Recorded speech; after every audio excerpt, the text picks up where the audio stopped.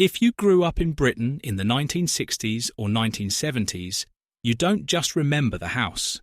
You remember the lines. The phrases your mum or dad said so often they became part of the wallpaper. The things adults repeated without even thinking.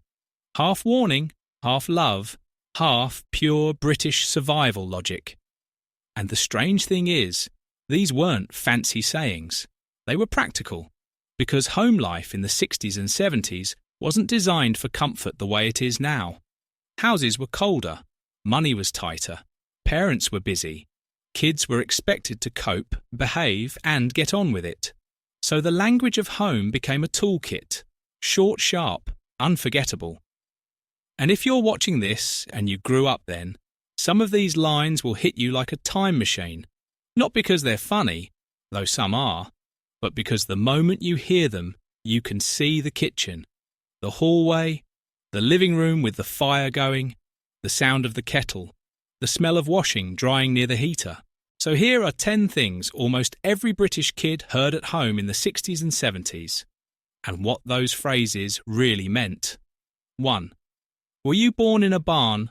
Translation: shut the door. This line was so common, it should have been printed on the front door. British homes in winter could be freezing, and heat didn't magically fill every room. A fire might only warm one space, so if you left the door open, you weren't just being messy, you were letting the cold win. And that's why the phrase carried real energy. It wasn't a joke, it was, close it, now. 2. Put a jumper on, we're not heating the street. This is pure 60s and 70s Britain. The cold wasn't solved by turning up central heating. For many families, there wasn't central heating. Heat was managed, protected, respected. So put a jumper on wasn't advice. It was policy. It meant we're not wasting fuel, we're not wasting money, we'll survive winter like everyone else does. And if you complain too much, you'd get the look. 3. If you don't stop crying, I'll give you something to cry about. Harsh? Yes. Familiar? Also, yes. This line wasn't about cruelty for most parents. It was about a different culture of emotions. The 60s and 70s were not an era of long conversations about feelings. Many parents were raised in even stricter times. Some had lived through war childhoods. Others grew up with rationing and hard work, and a strong don't make a fuss mindset. So this phrase often meant calm down, pull yourself together, life is busy. It's one of those lines people remember with mixed feelings, because it's real history inside one sentence. 4. Because I said so. The sound of the era. Not a debate, not a negotiation, not a family meeting, a full stop.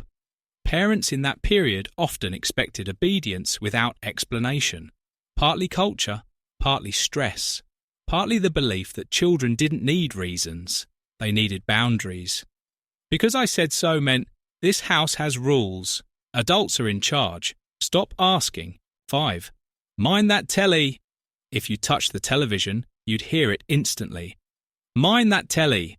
Don't go fiddling with it. Get your sticky fingers off. Because the TV wasn't just a screen, it was an object with value, often expensive, sometimes rented. Definitely not something you treated casually. And because there were fewer channels and fewer distractions, the TV was the centre of the living room, especially in winter nights. So kids learned quickly, respect the telly. It's not a toy. 6. Don't slam that door. This line could shake a whole house. Terraced houses, heavy doors, narrow hallways. When a kid slammed a door, it echoed like an insult. And in many British homes, noise wasn't just noise. Noise was disrespect. So don't slam that door wasn't only about volume. It was about attitude. It meant, don't bring your bad mood into the house like that. We don't do drama here. Control yourself. 7.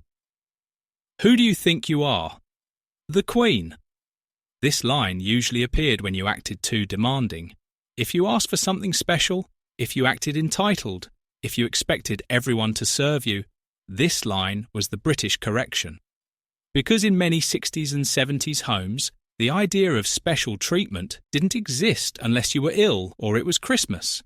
So the message was, we're all equal in this house. You're not above chores. You're not above manners. And it made kids laugh and behave at the same time. 8. Eat up.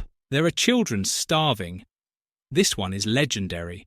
It was said at dinner tables across Britain, especially if you refused food or complained. It came from a culture where food waste felt morally wrong, partly shaped by wartime memory, rationing stories, and the belief that wasting food was shameful when others had less. Whether it was fair or not, kids remember it because it was unstoppable, and it meant one thing: finish your plate. 9. Stop messing about.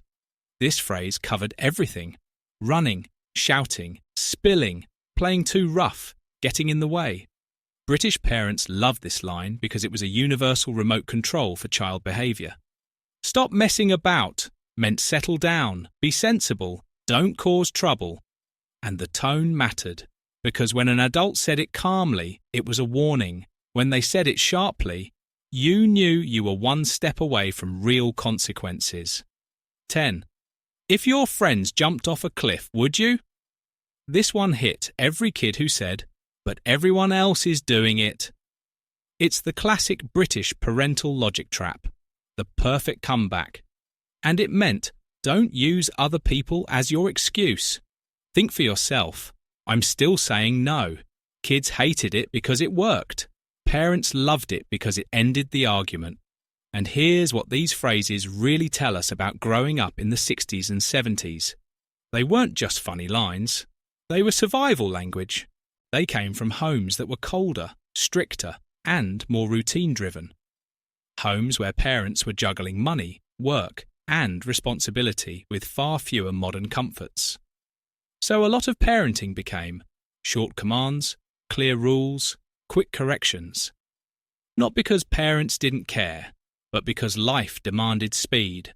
And if you grew up in that era, these lines became part of your identity. Because you didn't just hear them once, you heard them every week, in the same hallway, in the same kitchen, in the same living room. And that's why hearing them now feels weirdly emotional. It's not just nostalgia, it's recognition. It's your childhood voice track. So let me ask you, which line did you hear the most? And what phrase did I miss that should be on this list?